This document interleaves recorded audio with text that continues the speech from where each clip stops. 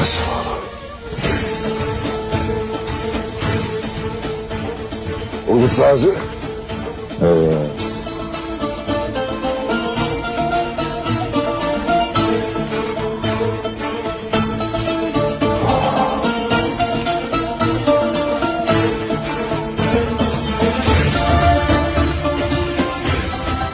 Diyesin hele Osman Bey. Obanda, ordunda, bu Avrupa'da yer var mı? Ya sen ne dersin? Obada, otağda, ordu da senin. Hoş gelmişsin Turgut Gazi. Eyvallah. Hoş bulduk. Oy maşallah.